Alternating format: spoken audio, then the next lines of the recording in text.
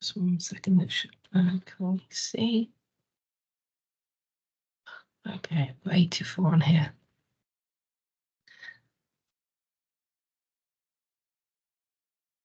Let's go back to the start.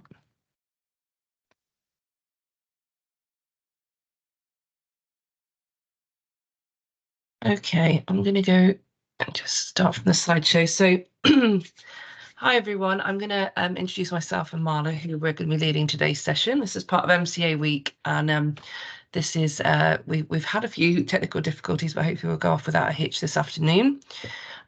Just a reminder that, do put any questions you have, or raise your hand if you have a question. We have got an interactive part of today, so there's a couple of different things that we're going to be asking questions around. So do get involved. We'd like to hear from everyone and make this as interactive as possible. I'm Lizzie Lacey, and I'm Safeguarding Adults Lead in Lambeth Adult Social Care, and I work alongside the board in and the MCA subgroup. And I'm going to introduce Marla, who's our MCA chair. Marla? Hi, I'm Marla. I'm head of Safeguarding Adults at Guy's and St Thomas's. I'm so sorry, my picture's not coming up. That's okay. It's one of those days for technical issues, I think. So let's just hope we go off without a hitch for the next hour or so. Yep. So today we'll be, we've got Jenny who's going to be supporting us. If you want to introduce yourself, Jenny. Hi, good afternoon, everyone. My name's Jenny Johnson, and I support Lizzie and the board. Thank you. We have a whole week of events this week, so we've got some more tomorrow, Thursday and Friday. So we'll be sending out a calendar, and there'll be a feedback form at the end as well. So I'm going to get us started. Jenny, if you let me know if there's any hands or any feedback. We're going to just be splitting it into two today. So I'm going to be just covering some of the basics around best interests and the law and legislation around that, and a couple of little interactive bits. And then at the end, we've got a case study from Marla and a bit more discussion where we want everyone to get involved. Okay, just 1 second. Let's see if this will. Hold on. Try that again. I'm just gonna. There we go. Is that coming up from the beginning? Can you see that, Jenny? Yes, it is. Number one. Fabulous. Okay, we've got that then. All right. So obviously we've had a couple of sessions this week already. Yesterday we talked about the basics of MCA and just really going into MCA at all levels, but we wanted to go into a bit more detail today about considering best interests and also how to use the balance sheet approach within that. So this session is going to be covering an understanding of the process of making best interest decisions, how that applies, the practical skills needed to assess best interests, and how to ensure appropriate record keeping, as well as focusing on the individual at the centre. And then we're going to have a little discussion around what to do if there is maybe a disagreement within best interest as well at the end. Okay. So I just wanted to keep everyone on their toes and awake at first. If you want to just answer which principle of MCA is the best interests? So which number of the principles is it under? So if you want to pop that into the chat, to see if everybody's awake this afternoon after their lunch.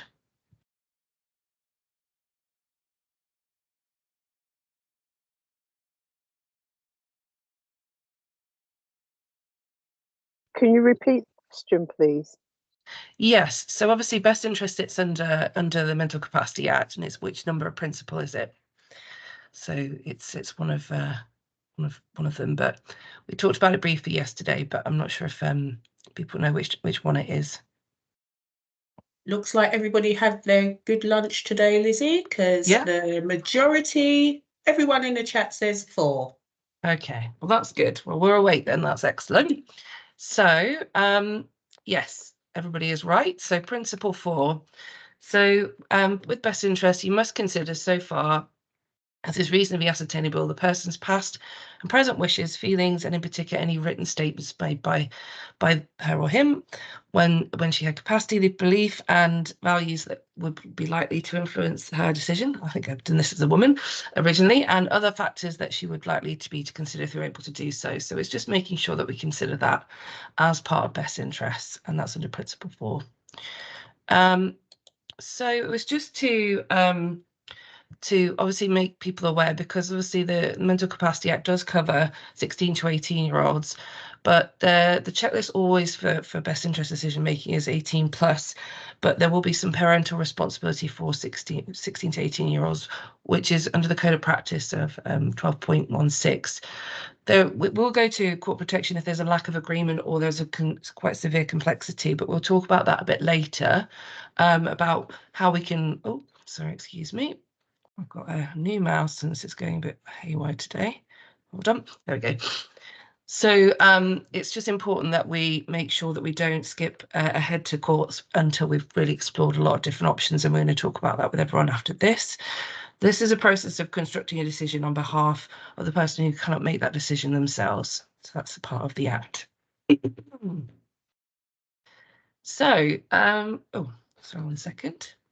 So we just wanted to talk about MCAs early on in this, because I think sometimes it is important just to make sure that we do have an independent mental capacity advocate at the earliest opportunity if we can.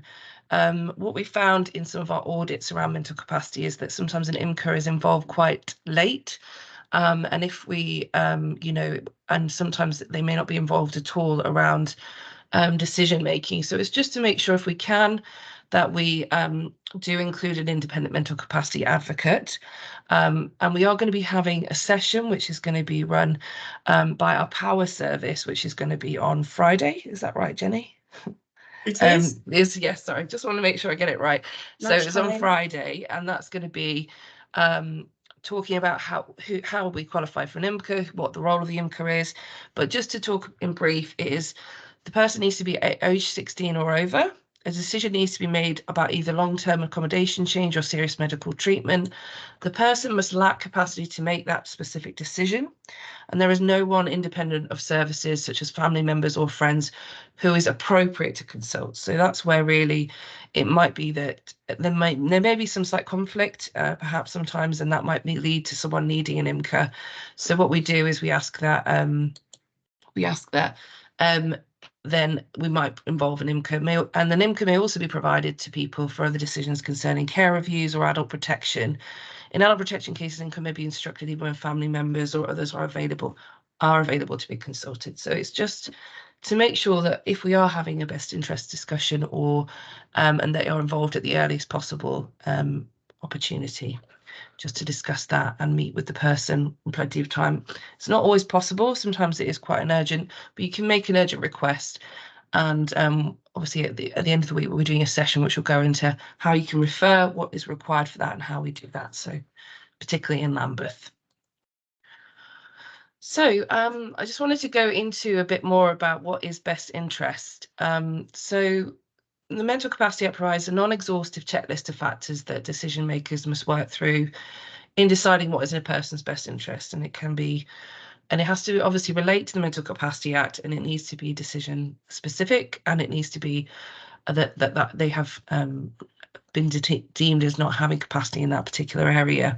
So some of the factors that you need to take into consideration are, and it says this clearly within the Act, is do not discriminate. So it's important to not make assumptions based on about someone's best interest merely on the basis of the person's age or appearance or condition or any aspect of their behaviour. It's, you know, this is particularly important when we're dealing with young adults. Sometimes we've seen maybe if they've been in long-term care or support, we can make assumptions, and sometimes there can be a lot of pressure to make decisions for them. But that's what's great about the Act. It comes in at the age of 16, and it is about supporting them with that. And so take into account all relevant circumstances. So it's important to think about all aspects of the person, their background, and what are the options available. And if faced with particularly difficult or contentious decision, it is recommended that practitioners adopt a balance sheet approach. So, you know, sometimes with smaller decisions, we might not think about taking a full balance sheet approach. It might be that we have got a more simple or intermediate decision. We can weigh up a few pros and cons or a few options for that, and we may not, but we do suggest that for more complex decisions that we do adopt a balance sheet approach and look at all the different aspects when we have quite complex decisions, which we're going to go into later.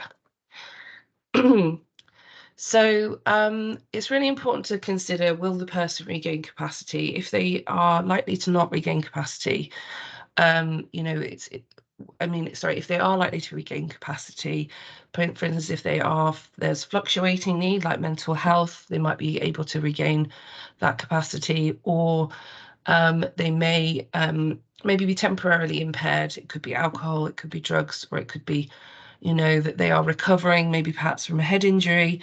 And if in those cases where we think that maybe through rehab and support they might be able to get better, we really need to think about, could the decision wait? Is it essential that we need to make that best interest decision? Or is it that we need to make just a temporary decision for that person? So we need to think about that and whether we can.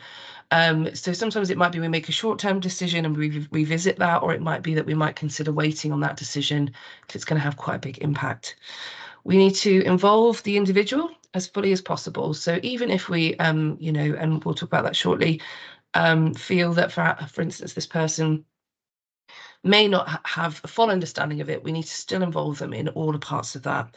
Take into account, for instance, they may have made a plan previously, or may have stated their past and wishes around a certain thing. So for instance, it might be we have old care plans where they've said what their wishes were before they lost capacity, and we need to think about that. We also need to consider, as we talked about in our equality, diversity, inclusion session yesterday, people's beliefs, their values. We need to consider all parts of their you know, their protected characteristics on the decision, and what is important to them as part of it. So we need to have a full understanding of that, and we need to consult as far and widely as possible. So it's vital that you record your best interest decision, not only in good professional practice, but in an evidence-based approach. And this is required by the MCA, and you have an objective to record should your decision or decision making later be challenged. So sometimes these may go further to either mediation or to court, and it is about how we look at that and make sure we have a really robust best interest approach. We've got an interesting comment in the chat, Lizzie, from Emma. Sure. And it says, please note that the IMCA role for safeguarding adults inquiries is no longer an option. This was amended with the introduction of the Care Act. And if there is safeguarding adults inquiries, then you can the only option is a Care Act advocate. Yeah, so that did change to Care Act advocacy, yes. So we do sometimes have two different advocates involved sometimes. So we may have an Care Act advocate, particularly for safeguarding.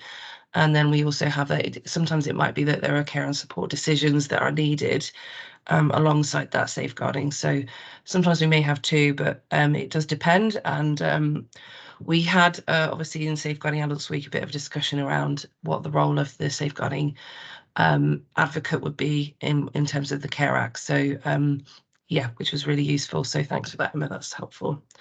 So just wanted to touch on what some of the exclusions from best interest decisions may be. So consenting to marriage or a civil partnership is not. So this is more that if the people understand what it is to what marriage in a civil partnership is, or agreeing with a specific person, so who that is, to decree a divorce on the basis of a 2-year separation is also not included, or a dissolution of a civil partnership. So consent to a child being placed for adoption as well is not included, and that would be under a different legal responsibility. And discharging parental responsibility for a child in matters relating to the child's property. So that's also the same as well. And giving consent under Human Fertilisation and Embryo Act as well. Voting as well is not included, and also anything that relates to the Mental Health Act. So just to cover that as well. Yes, so we just wanted to talk a little bit about less and least restrictive. So the principle is about less rather than least. So in some circumstances, maybe what may be in a person's best interest may not be the least restrictive option. However, it's really important that we think about that. And for instance, if someone's deciding where to live or to move into residential care, where their needs may be met in an alternative setting. So, for instance, the first option should be to do nothing, and that's what we need to consider. It might be that what would be the option here if we did nothing, and that we should always consider that as one.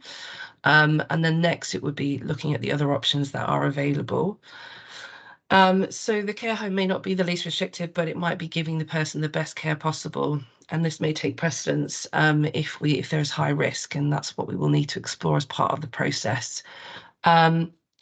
So we could choose a less restrictive or decide what is in the person's but at the same time, but this is because both principles must be applied each time a decision or action may be taken, excuse me, on behalf of the person who lacks capacity to make the decision.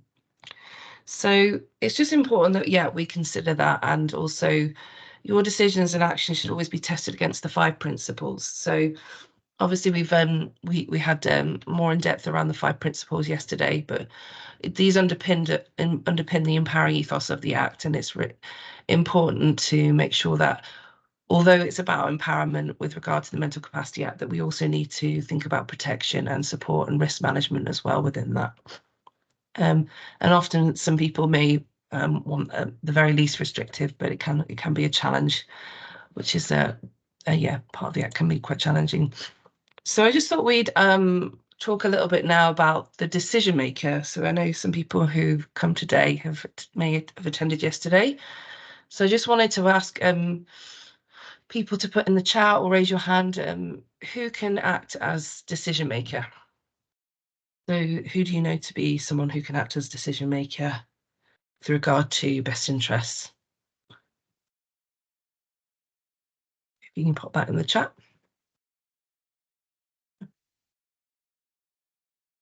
Richard's got his hands up. Okay, we'll come to Richard then if you want. Okay, Richard.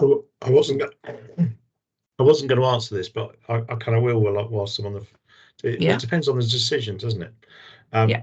So that's the first thing. And if it's a decision for the local authority, it's an officer of the council, depending again on the decision. Yeah, on behalf of the statutory director, which is the DAS. Yeah. But I was just going to ask, and just one of the conundrums involved in best interest decisions is the real world context, isn't it? So, for example, when you were talking about care homes and least restrictive options, so you might do a best decision decided that it was in a less restrictive option to take a particular risk, but the provider may decide that was a risk they didn't want to take.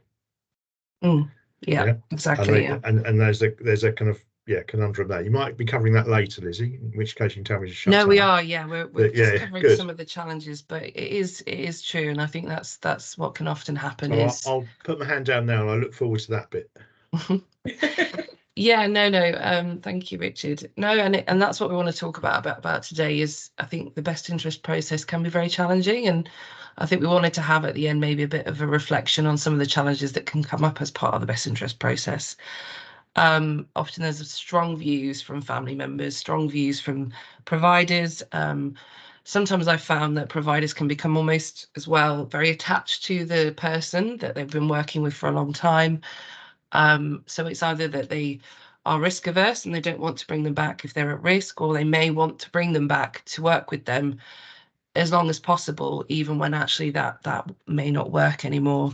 So it's always a bit of a melting pot when you're in that. And I know that when I was decision maker that I found that very challenging, because sometimes you have all these competing priorities and views. And so that is really why it can be very useful to make sure that you are recording, you are showing the use of the Act really clearly so that you can evidence that. Jenny, what have we got in terms of in the chat? So thank you, Emma. We've got the person who intends to carry out the Act. Yeah.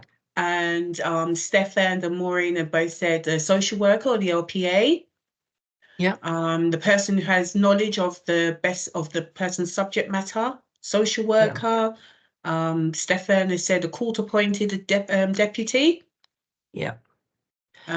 Social worker, person completing the MCA. Lots of comments in the chat. Thank you all. Thank you all. Naomi has stated professionals such as a social worker, doctor, or a nurse.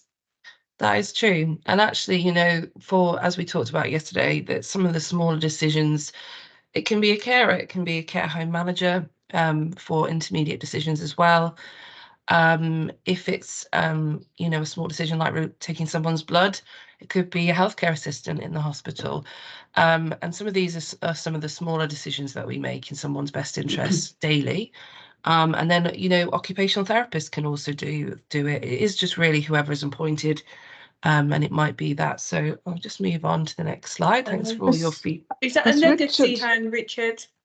No, it's a new one. A new one. I think other people need to put their hands up as well. But I did put it in the chat. So actually, the statutory guidance says that anyone can use the Act. It is that you've got to just think through: are you best placed to be the decision maker? So, for example, I'm not sure I would need a social worker from the local authority to help me make a decision about my parents' care.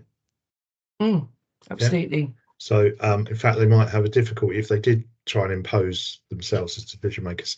But do you see what I mean? There's a context to it. No, there is, and I think that once people have been empowered under that to perhaps make that decision on behalf of a family member, then. But I think sometimes people aren't fully aware of the details of that and how it works, and I think that's a part of it. So I think that who can act as decision maker, it can be for small decisions, it can be anyone. And also, I know that sometimes people, if they're not fully familiar with Mental Capacity Act or haven't done their training in a while, we sometimes get that quite regularly. They might feel not as empowered to follow that through. Or there might be a bit of confusion. So as we discussed yesterday, if it's around pressure care, it could be that you might have two parts of a decision that might be for some people. The medical part might be for a medical professional, where there might be a risk to that person, and then the other part might be related to them refusing care and support, and that might need to be. So there may be two people needing to be involved, but for different elements of that. So who can act as this? Marla, would you go quick? Sorry, Lizzie. Yeah, I just wanted to be sure we don't confuse decision maker with decision maker, because we can all make decisions and we can all be decision makers about lots of things. But I think one of the things for today's session is specifically about complex decisions where there's a best interest meeting, and within a best interest decision making, there is an ultimate decision maker.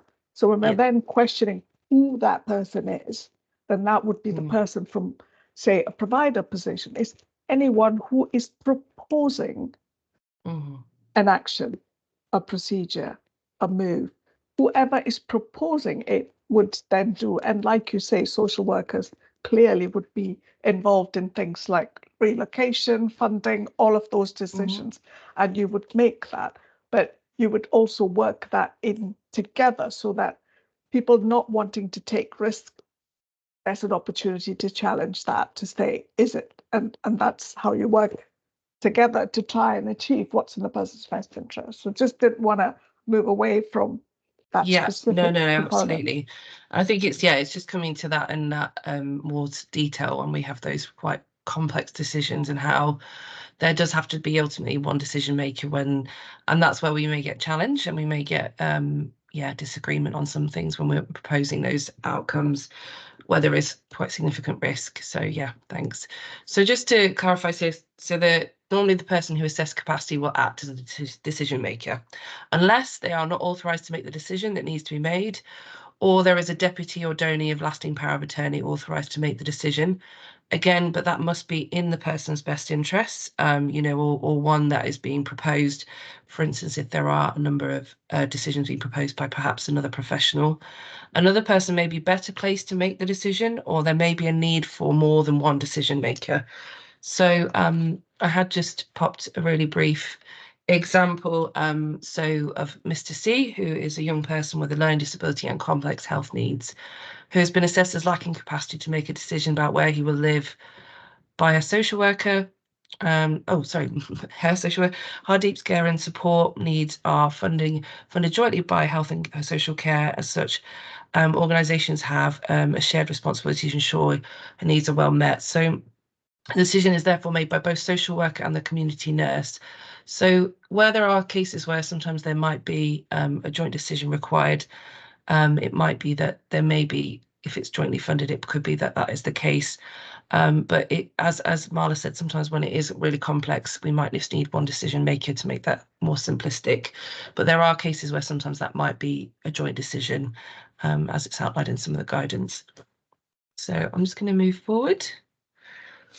So yeah, as I've said before, doing what the person wants is vitally important. So most people still know what they want, even if they don't have capacity. So it's just to make sure that we are thinking about that and understand the full consequences. So if someone wants to do something, then we should be facilitating it. And a lot of the court outcomes are showing that, you know, if people want to do something and it's very clear that they won't often act too much against what that person wants, if it's going to be very, very restrictive, and if it's going to cause quite a lot of distress, there will be a need to be kind of creative around that and how we work with that person. So this should be our starting point, and there has to be compelling reasons and evidence to do anything other than this.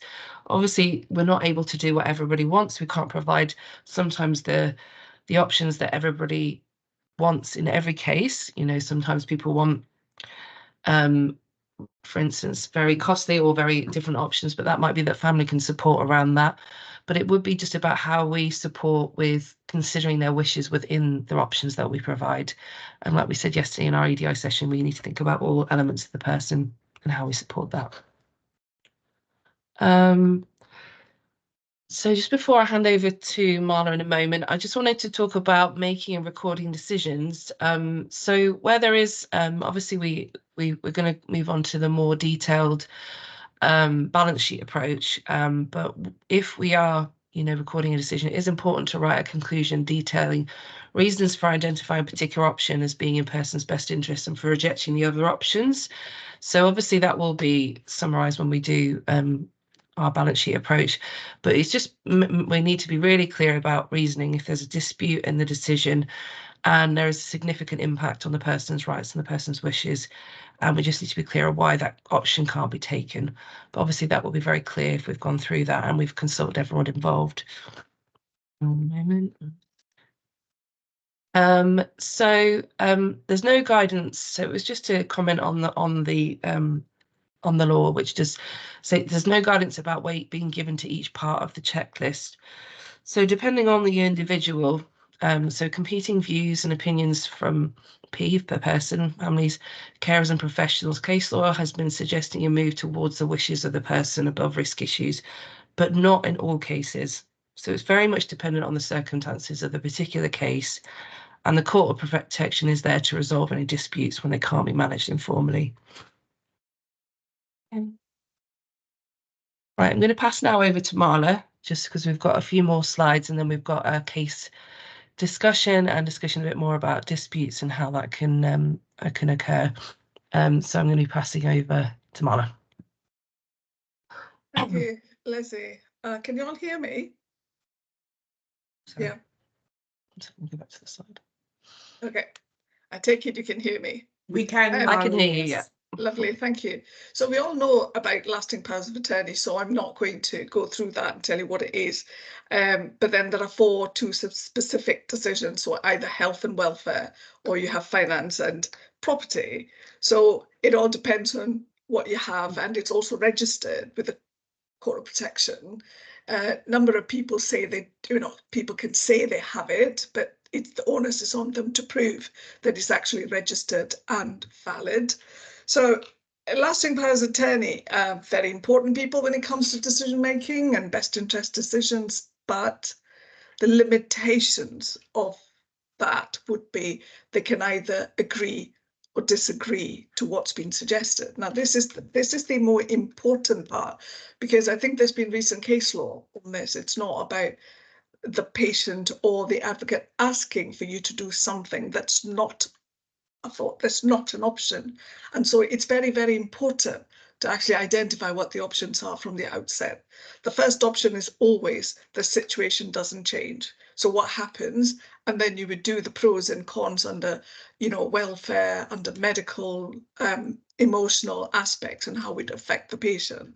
But you can go on to, and quite often a lasting power of attorney, and I've had some of them actually say, but why can't we have this option? And I think it's then important to consider that option to actually say, is it something we can provide? If we can provide and haven't thought of it, well and good. But if we can't provide it, then we just need to say why we cannot provide, which Lizzie has already explained. So donors, I mean, we expect all attorneys to know the person very well, but it's not always the case because attorneys might have come very much later into somebody's life. So always remembering that there must be somebody who's able to advocate for that patient's wishes and feelings in the broader sense, and be interested in sort of acting as their advocate. So if we go to the next slide.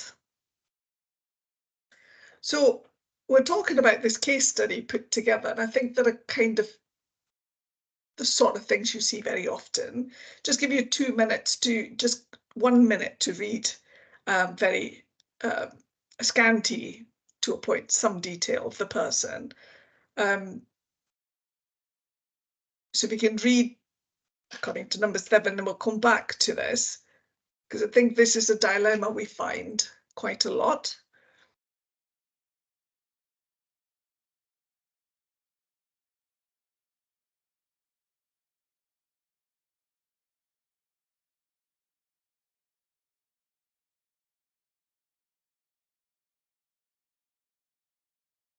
So basically, it comes down to the fact that this gentleman, Mr. AB, has Alzheimer type dementia, and he's had it for a good number of years. And it has been deemed that he's not able to actually make any decisions, valid decisions about, informed decisions about his care and treatment. His daughter is also involved in supporting him, but it's not a regular involvement because she lives away over at Eastbourne, and he, say, lives in Lambeth.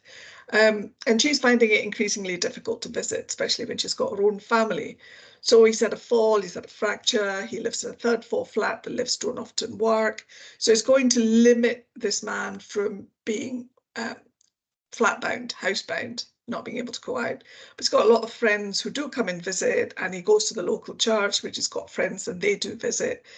He's got a key save, and so the time comes that he's ready to leave hospital, and making sure that this would not be a decision for the medics to make or anybody, but it's providing that level of information and presenting them with risks and other assessments to enable somebody from the local authority to make that decision in terms of where you think they should go. So it's a multidisciplinary kind of approach to this. So he kind of, daughter wants him to go down to live in Eastbourne, to be put in a care, to reside in a care home, so that she could provide that level of emotional support and welfare, and be there and be part of the family.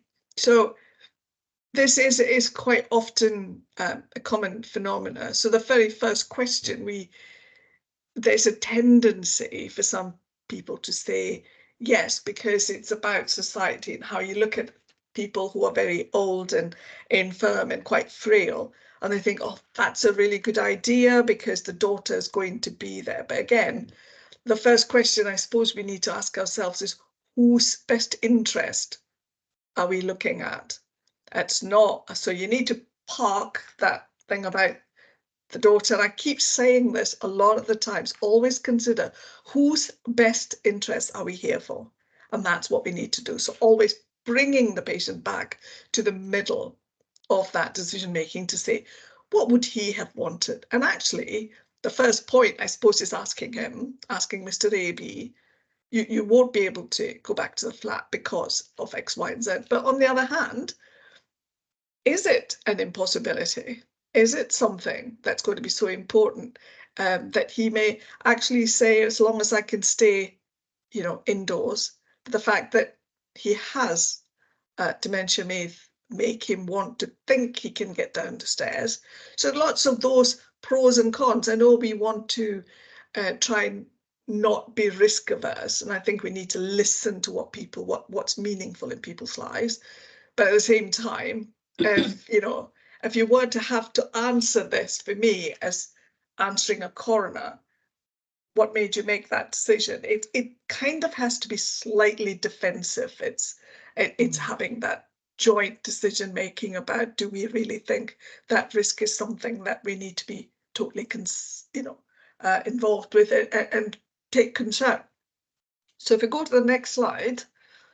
Yes, so if you look at it, we talk about balance sheet approach. That's what every book that you read will tell you. And a balance sheet is basically these aspects, these many aspects of considerations in terms of, say, you have option one, do not change the situation. So then you will look at, say, medically, would that advantage him, or what would the advantages be and what would the disadvantages be?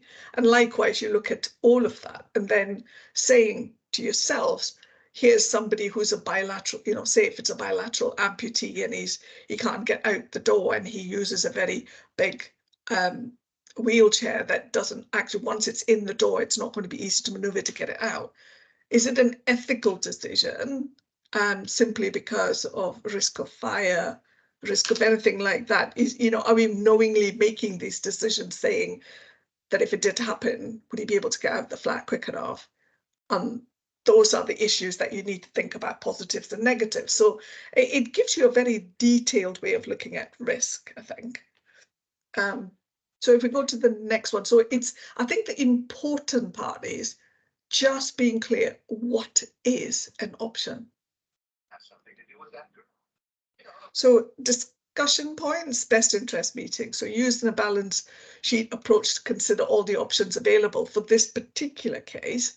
What will your main considerations be when deciding what would be in Mr. AB's best interest? Sort of what will you think we should consider? I think it'd be good if people just raise your hands and raise your hands, or if people are feeling shy, pop maybe one of the considerations in the chat, but mainly we want to hear from people. I think that's Stephen O. Stephen. See, I can only see an O. All right, thank you. I think I'll be exploring his strengths. I'm looking at his network of support, and his wishes is actually to be with his friends and the local church as well. So I'll be looking at pendant alarm as well, and option of rehousing, and if possible, if the lifts in the interim can be repaired, that will enable him, to still be able to access without climbing and the risks of falls. But I'll put that in place because I'm looking at the daughter, although there's family, relationship there, and the grandchildren, but I'm looking at the relationship based. Is it so strong? They don't see all the time, but that network will really keep going. That's what I feel. Thank you. That's really important. Anyone else? Sharon? Yeah, I agree with Stephen about he's lived there for quite a while, hasn't he? He's got friends in the block. He's got his church nearby.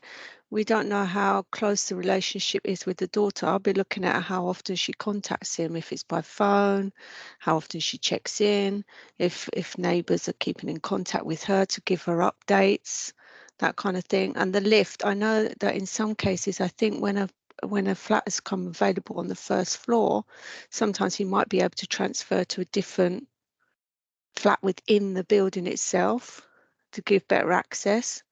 So I think you need to explore everything around him first before we think let's just uproot him, because that family members, we can say they want the best or they want to look like they're caring, but then I've had situations where they've gone to care homes and they've never been visited by the family, and that's even in the court protection, and we've gone to locations with the family. So I think his strong point is the neighbours, the friends, the church connection. If he's still going to church, his faith is important to him. So I think he's had that long-standing relationships. Perfect. Nigel?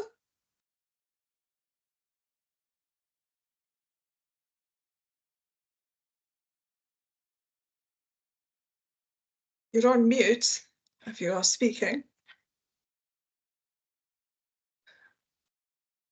Oh, yeah. Can you hear me? Yes. Yeah. So yeah, no, just along the lines of the same the last point. I think it's useful to kind of quantify, for instance, how many visitors is he getting a day? Is sort of somebody popping in for coffee? Because he's getting 3 care visits. You know, if he's having 2 or 3 visits a week from the church and people are popping in for coffee most days, you know, he's actually got quite an active sort of social life. And you know, if the family are going to be popping in once a week for an hour, half an hour or an hour, that's not really going to replace what he's getting at the moment, and that needs to be kind of quantified maybe in the decision making. It's sort of and kind of comparing what's happening at the moment to what might happen if he goes to a care home, and what might the family be able to offer, so they can see the difference between what is he getting and what might they be able to offer.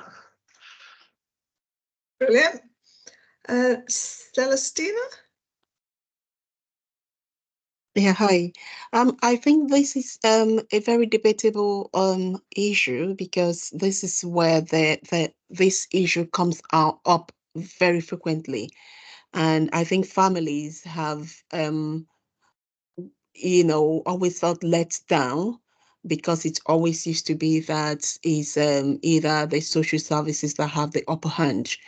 And I think it's an issue that needs to be looked at holistically, looking at family being very, because if we all put ourselves in the shoes of these families, what would you like? So first of all, I want to say that, is there any agreement or any written document that this person has put down before this person got to the stage where they can no longer comprehend anything? If that is there, then that has to be looked at and honored or respected, because I assume that that is actually their wish. But where that is not available, then the second option is to begin to look at, okay, we are talking about best interest. You talk about social network. Does this person, at the stage where the person is, can the person still recognize the people that are actually coming? Because if you are saying, oh, he has people coming from the church, and does he actually benefit? How does he benefit from this contacts? That's something we really need to look into, because if he doesn't benefit, doesn't know who is who, and what is that contact, what impact does that make? Will that contact be different from contact with people from the care home, for example? If 5 people see him in a week, does he really know, does he understand at that stage what that does for him? Can that be replaced with the care home? And then we talk about safety. In terms of safety, this person lives in a block of flats, and there is issue with injuries. This person has already had falls. How soon can we get a place where this person will feel safe? Like someone has mentioned, going downstairs. How soon can that be? So all these factors need to be put into consideration to then think. And then I think most of the time, what the social services are looking at or is cost. I know nobody has mentioned cost, but I think cost is always a factor that they look at in making the decision, even though it's not mentioned. So I think if we're going to be holistic and honest about what's this best interest for people, I think all those things need to be at the table, and not also forgetting that a family has a role, because nobody wants their loved ones to pass away without having that contact. And the daughter we are talking about that lives far away, do we know why she lives far away? Why she couldn't come in contact? Could it be because she's raising a family and she doesn't have housing in? Because there have been cases, permit me, I'll try and round up. There have been cases where families actually want to move back, but because of housing crisis, they can't move closer to their loved ones. And then this issue happens. So I think, in my opinion, is that we have to be fair to families, at the same time helping them to understand while we are making the decision, so that they're on the same page with us, rather than imposing what we want on them. If we can work with them, I'm sure that families will understand our viewpoint, and they will work with us and cooperate with us. That's just my point. Thank you, Celestina. Can I ask, I mean, this is really interesting. So if you look at the balance sheet, if we were to look at the aspect of medical needs and the impact medical, to do with medicine, what would you be thinking about? Rosemary, are you answering that question, or have you got something from previously? Thank you. No, anyway, however, in terms of his medical need, I would say that he probably have been with the GP and known who the GP practice, all the people that work in the practice know his history, and you may be very familiar with that environment. So moving him from where he is now to a different environment might cause some kind of a hitch in his healthcare need, healthcare, moving records between local areas. And it might impact his some people, when they move, they become more confused, perhaps. That's something that's what I think. Yeah. That's where we're coming to. Thanks, Rosemary. Nigel? I guess it's the approach you're taking. Are you actively treating his medical conditions, or are you taking a more palliative approach?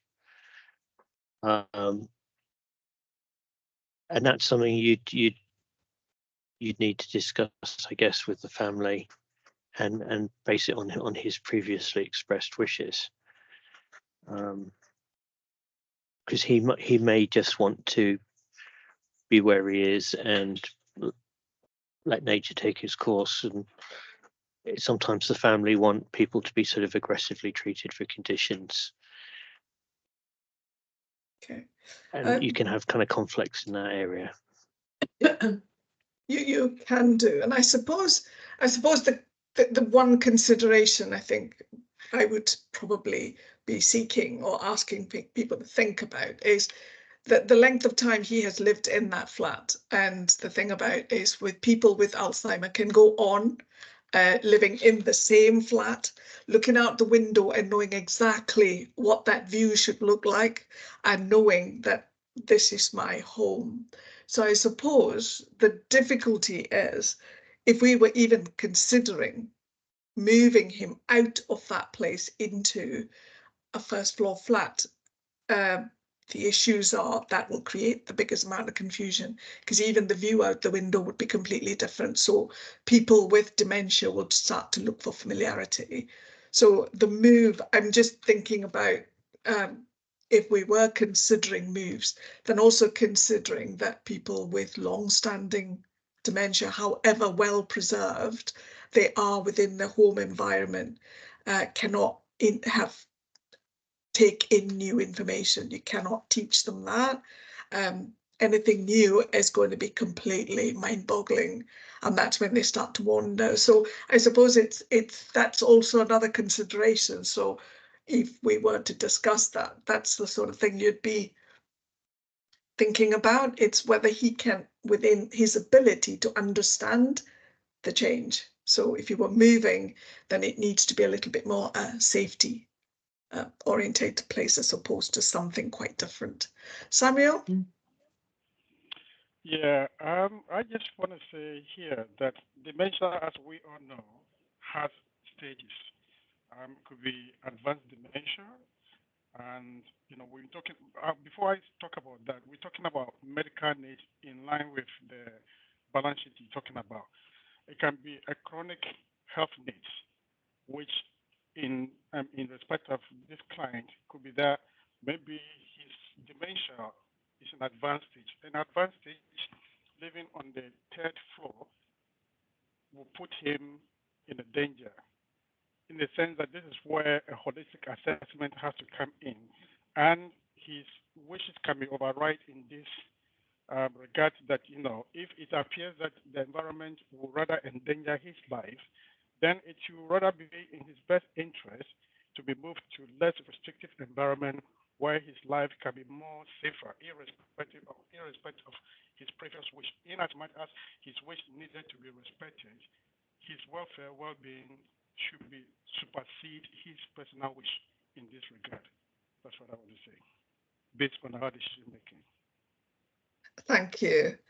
Anyone else? Okay, so if we move on to another slide, I think that is. So we come to dispute resolution. So when we say this is what we think would be considering everything else, there might be somebody within, is quite often, say, the hospital team or the social work team with family not going to agree at all. So I'm looking at it from, where I work. This occurs routinely, which is quite right, that people are actually seeking the best for their relatives, but quite often some of the options may not be. So there is a way of us having to resolve this in a very meaningful way, because from conflict to a court of protection is probably the least desired way of doing something. So there are quite a few steps that you can do and you can take in between. So I'm just wondering, what do you think those steps might be? I mean, for instance, the MCA code of practice says you should then tell them to address it through the complaints process. I'm not so sure that's helpful, in the sense that that could take up to 90 days for them to even try and get a response. And then if they disagree, and then that goes through to the ombudsman. So what happens to that patient in the middle?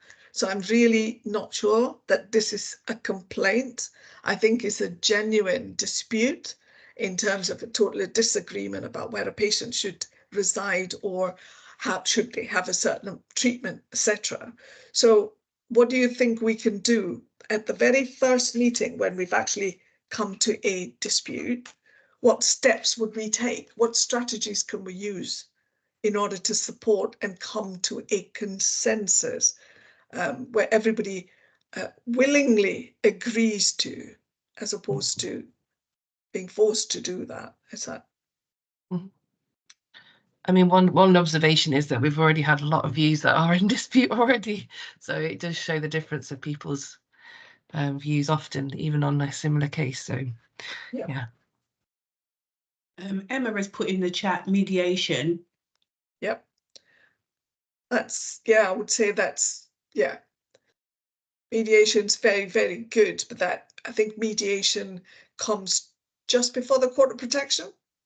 Because if you've gone to mediation and that doesn't work, then the next thing is going to a court if you don't come to a consensus. Anything else we can do before that? Clue. Think about Martha's Law due to come in, if not in already. We have to have a meeting to have another meeting to agree. You can go back and have another one, exploring just that one option by saying, trying to understand from their perspective, what is it that you're upset about? What do you think we could do? Is there any way we can make it less restrictive? So it's to go back and focus in on the aspects of things that, rather than have a big meeting with lots of people sitting around, but it's actually to have more of a kind of like a one-to-one, trying to understand where they're coming from. So that's perfectly very good. What would we do if that didn't work? Nigel, you had your hand up. No, I'm just saying, I'm kind of going into a situation like this, and the family have changed their view significantly. But they live in the flat of the person who's subject to the best interest decision, and there's a degree of interest in that. They're worried they may be making themselves homeless, and I think that's difficult in that on the one hand, they have an interest in the outcome of the decision in terms of their own housing, and it's difficult to kind of balance their role in the decision making and their interest in the outcome of the decision, and whether or not they're putting the person at the center of the decision making. And that's often happens and very, very tricky. Whilst you have some level of a duty towards families, but the paramount duty sits with the person in the middle. And it's about what's in their best interests. You could equally challenge families for not considering the person's best interest. But then that all becomes very convoluted and difficult. And yes, that's a real dilemma that needs to be, you tread carefully, having laid all your ducks in line, slowly but surely encroaching forward in terms of what is in his best interest, looking at risks, benefits and advantages and all the rest of it that we do. So if we did that and we had a second meeting and they just do not want to accept that would be the outcome, and are suggesting something that you don't completely agree with, and it wouldn't be right to do so, what might you think of? So thinking about Martha's Law, I often think it's a good thing, which I think the courts in some ways will value, is that you go for a second opinion. Second opinions usually help. That's what Martha's Law is all about, although it's about health. Richard, you might be able to say whether this is a reality in social care settings, to get somebody else that's not involved with all that information to try and think, is this the decision or is this where we'd be going? It's a second opinion approach to this. We've got some some interesting comments in the chat, Marla. Fatmata has said go to court, and Yvette has stated that start with the elements of the agreement, exploring each of the disputed elements, discussion and explaining between the family and professionals is really important, which I think you've covered that as well. And also Andrew has said options analysis, explain the procedure prescribed by the law. If found this helps in practice when family and other stakeholders understand the framework. So seeking independent and specialist second options where possible. So that's it. Yeah. So we are saying the same thing, is have a, you know, if at all you can get a second opinion, then do so. Then if you can't, and then the second opinion says the same thing, but they disagree, then you're going to go to mediation. And if mediation doesn't work, then ultimately court of protection. It's often a very expensive way of doing things, when actually you try and seek some more kind of local resolutions, if at all possible. Some it may not, so I'm not saying it always works, but those might be all the strategies that you might use.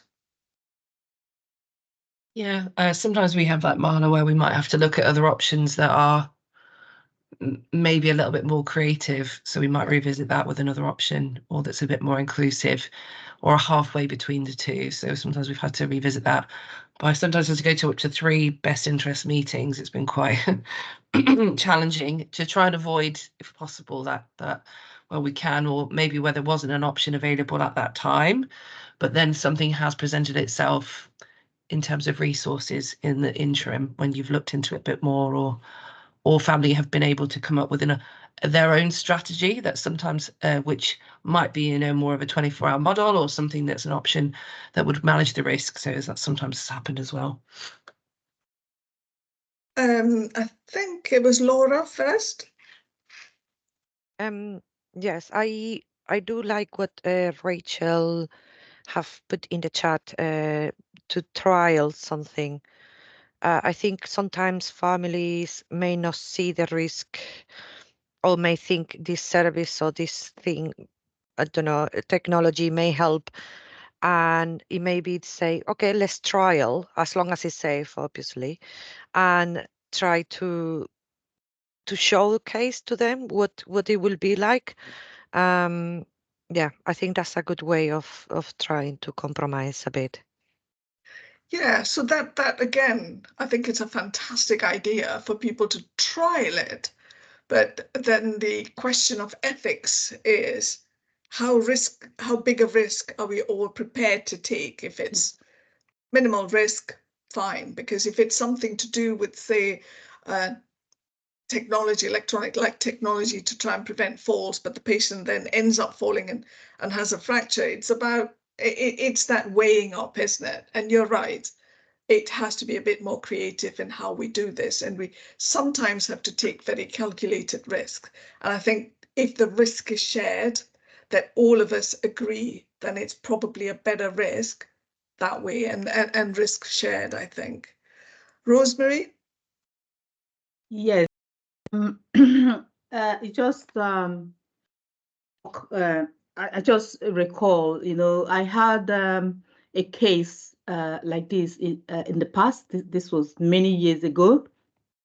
The family was sort of wanting the service user to go into a care home. It was the time we had the launch of this self-directed support. So what I did when I prepared the support plan, I tried to make it creative in a creative way, and then came up with an alternative to, to the family, suggested that as opposed to going into a care home, what if we're able to, sort of put in a support plan that could maintain the person in their home and then keep them safe. And then I drew up that support plan, though it was quite a heavy, the resources was to do that was so, heavy on social services. But when I put it in, it worked for the person. The person was able to live in their home, get the support that they needed, round the clock support in her home, was happy. Everybody, including the family, were happy in the end. So it's like, making our support plan a bit creative, to sort of foster the need of this of service users the way they would like to be looked after. I don't think that that service user would have preferred to go into a care home. No, that's a really, really good example, Rosemary. Thank you. Stephen? Yeah, I mean, I'm just thinking, I mean, looking at this gentleman, I mean, I feel it might be better to use a kind of transaction with the family, kind of transactional analysis, looking at the best way, like I've said earlier on, mitigating the risks to the minimal point and let this man continue to live, a meaningful life. And when we're talking about meaningful life, you living where you're happy, where you're known, I mean, your familiar environment and things like that. I'm looking at the transition, the effects of that transition as well, the impact it might have on him. And at the same time, I'm looking, is it for his own best interest or for the best interest of the daughter? Is the daughter finding it very difficult to see him more often, and that's why I want him not to even come and live with her, but putting him in a care home? So I'm looking at that dilemma, saying, in the care home, will he be able to make new friends? And like what everyone has said before, all his medical support, his network, everything is around him, person-centered. How will all that affect him? I mean, for we don't even have dementia, it's so difficult for you when you want to make that big change. It's a big change. Thank you. Brilliant. Thank you, Stephen. Laura? Yeah, I think, like Stephen was saying, it's about what is in the person's best interest at the end of the day. Long time ago, I had a family, they were very, very worried about this lady who used to walk around to her balcony and she had dementia, she was at risk of falls. But when you are at risk of falls, you're at risk of falls, especially if you are mobile. And I was trying to explain to this family, this lady lacked capacity, but she was adamant that she didn't want to move. So I say, well, why don't we try telecare? That didn't work. But at the end of the day, I had to kind of advocate for this lady because she would have been destroyed, I think, if she had been moved from her home. Although she didn't have capacity to understand her care needs, she knew this is the place she knows. She has been living there for a really long time, and she doesn't want to live anywhere else. Eventually, her dementia deteriorated as she was bedbound.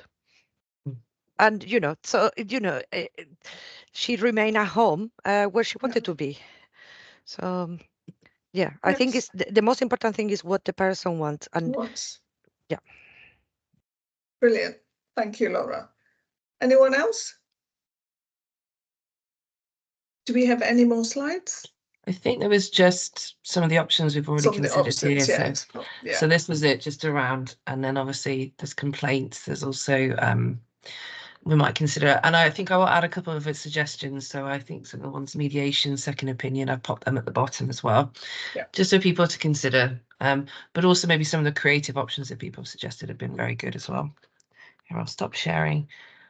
I think the only thing was just to see if there was any, I know, Marla, just feedback on any some of the things that can be challenges that come up with best interests, or any examples that people wanted to discuss and how they maybe overcame that, because it's always useful to have creative options and how people have got around some best interest challenges in the past.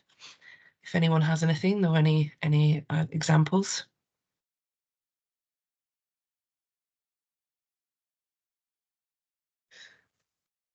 Maybe. Oh, something. Oh, that's from Emma. Physical health. William. Oh, Bill, sorry. Yep. I'm just that when we're talking about the power of attorney, are we talking about the new version of the power of attorney or the older version of the power of attorney? No, we're talking about lasting. There is quite, the lasting, because I've got lasting power of attorney over my partner and vice versa. Yeah. And it's not the new one. Oh, okay. It should have. My understanding is it will naturally evolve. Is that right, Marla? That they move forward. I think there's a power of attorney that it's not same. Not prescribed in law as the legal one is the lasting power of attorney, and that's what remains. Which is what we've got. Yeah, which is what I've got, and it is different to the one what they've amended it to now, because we have more power over decision making in all aspects in a holistic way than the new power of attorney, lasting power of attorney now. I put together a lot of care packages. I would actually be looking at some of the old notes, what the client has actually requested, but I'd also be looking at the family and seeing the reason why the daughter may not be able to come down is because the children are too young, or that's why they can't have the father living with them. Sometimes we've got to think outside the box as well. Absolutely. I think that's a really good point. If there wasn't anything else, Marla, do you have anything you want to add? I just supposed to throw this in. Nobody wants to hear this, but I'm going to tell you anyway. The most difficult and challenging area is about best interests and people who have substance misuse fairly young, don't have the ability to make meaningful decisions about where they should be, may agree to detox but will go away halfway through it, and you can give them places to live. They don't remember or stay anywhere long enough, easily manipulated and exploited in the community, and yet quite able-bodied. And it's about how do you act in somebody's best interest when they are at that stage. Being ill and infirm is a much easier position to be able to work with, as opposed to being ill but very able-bodied people. It's difficult in that sense, because if you went to court, you have to tell the court what is it you want to do for this person, and the options are limited. Hugely limited. And Marla and I, we're going to be discussing some of that service user group a bit more, aren't we, Marla, on the next when we talk about Friday. the next session that we do. So that's just going to be around executive functioning, and a little bit how there can be challenges between what someone says they're going to do and what they can do, and particularly when obviously we can't make long-term decisions around someone's care and support if they might regain that capacity, but sometimes it's not clear whether they have caused themselves maybe long-term injury to their brain, perhaps through this long-term abuse of substances or drink, so it's really hard to understand, and they can often mask. So we'll go into that in a lot more detail, and how you can assess that, because we have shared a link which was to the executive functioning session that we did last year, which was with some neuropsychologists, which Marla linked us in with. Thanks, Marla. But we're going to talk about some real life examples and how we might be able to test that capacity, because it can be so challenging to know if they even have capacity or not. And a lot of the time, there's some of the people who have contact with them might disagree that they do or they don't, and it can be quite challenging. So we'll talk about that a bit more on Friday. Anything else, Marla? No, just to say there are people whose best interest you cannot work out, and I suppose it's I just always wanted to know, to make sure that people understand it's the person in the middle. It's their best interest, not ours, not the relatives, not everybody else's, but it's what's in their best interest. So, no, nothing else. Everything's been, a good discussion. People have got so many rich, really good examples, information. Thanks for everybody's involvement today. It's been really positive. We just want to keep that up across the week, because it's really helpful to have everybody chipping in, giving us ideas of what they're dealing with on a daily basis. Because if we don't know what you need, or what are some of the gaps in practice, then we can't deliver. So do let us know what you want to see in the future as well, and that will help us to know what we want to deliver around training as well. So just if you fill in that poll, that would be really helpful. And just to say thanks very much for your participation and involvement today and this afternoon. And thanks, Marla. That was brilliant. Thanks. Thank you all. Thank you, Marla. Thank you. Bye. Thanks, everyone. Thank you. Thank you. Bye. Thank you.